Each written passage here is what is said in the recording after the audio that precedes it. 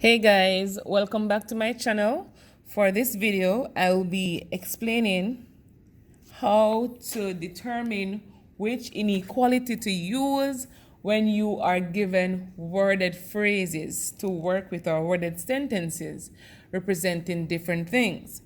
Alright guys, so we know the inequalities are less than, greater than, less than equal to, greater than equal to. All right, guys, so if we see the term, for example, at least in a sentence, meaning at least 12, which inequality do we use?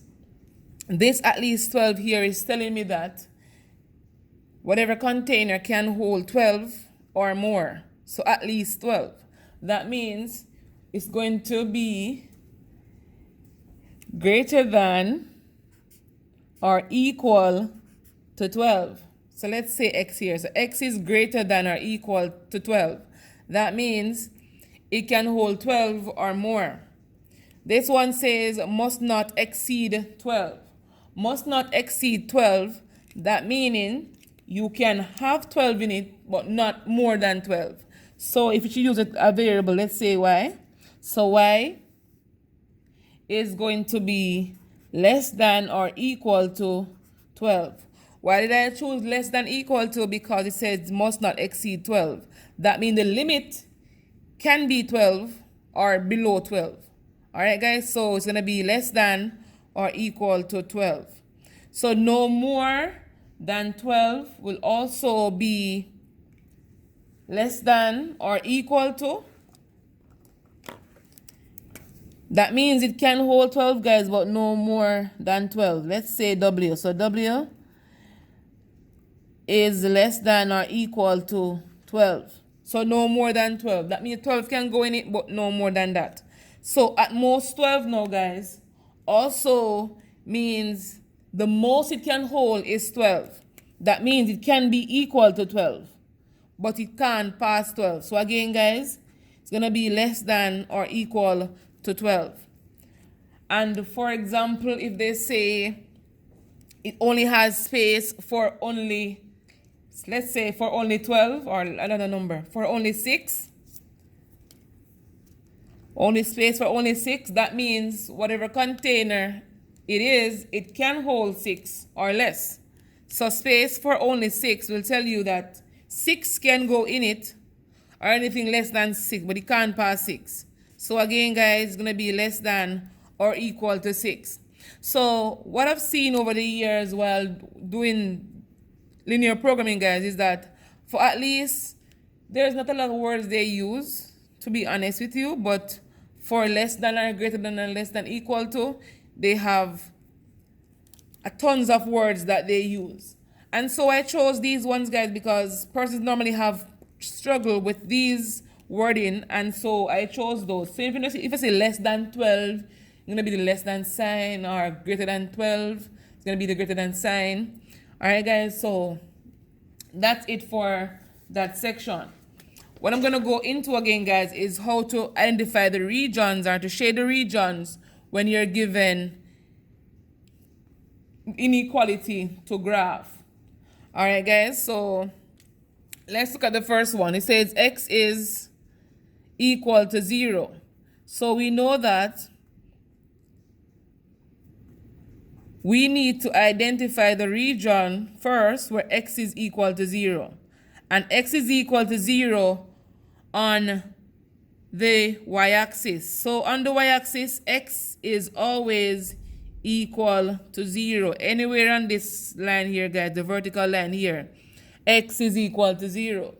And so if x is equal to 0 here, greater than 0 would be like x is equal to 1, x equal 2, x equal 3, all those good stuff. And so it'll be all of this region here, guys. All right? And so once we identify the region x equals 0, we know where to find greater than, or where to find less than or equal to. All right, guys? And so that's it for that section. So for the second portion, it says y is equal to 0. And again, on the x-axis, anywhere on this x-axis, y is equal to 0. And so anywhere on this line, guys, y is equal to 0. And run this line because I know that here be x negative 1, negative 2, negative 3, negative 4, negative 5, negative 6, and they're all x values, guys. And the same could be said about the positive region. So on this line, y is equal to 0. So if y is greater than or equal to 0, we know it's going to be the region above the x-axis. All right, guys, it's going to be all of this region up here. Okay? And so let's move on to the third question. So y is greater than or equal to 3. So on the y-axis, we're going to find the point 3. So this is the origin. It's going to be 1, 2, 3. So 3 will be this portion right here. But it says greater than or equal to, so we know we use solid line. That's very important. That means that 3 is also a part of the solution. Solid line. And then we will have to shade the region above 3 because it says greater than. So we're going to be shading this region here because it says greater than. It says all this region go up to positive y as how far as you want to go. But I'm just doing these short aspects. So this portion, guys, x is less than 2. So x equal 2 will be on the x-axis. So that's negative x and that's positive x. So that's the origin 0. So 1, 2. So it will be this portion right here, guys. That's 2 on the x-axis. But it says less than 2. And we know once we see less than, it's going to be broken lines. That means that 2 is not a part of the solution. All right, guys? And once we understand that, we will know what numbers will come after that. So numbers less than 2 would be like 1, 0, negative 1, negative 2, and the list goes on to infinity, negative infinity. And so for the region where x is less than 2, it's going to be all of this region, guys. All right? And so I want to say thank you for watching. If you have any question about how to shade the regions, how to know which symbol to use in written in worded phrases, guys, please feel free to reach out to me. I am here to assist you, and I am happy to do so. So remember to subscribe, guys, like, share, and to comment on my videos, letting me know what you think. All right, guys, I'll see you on the next one.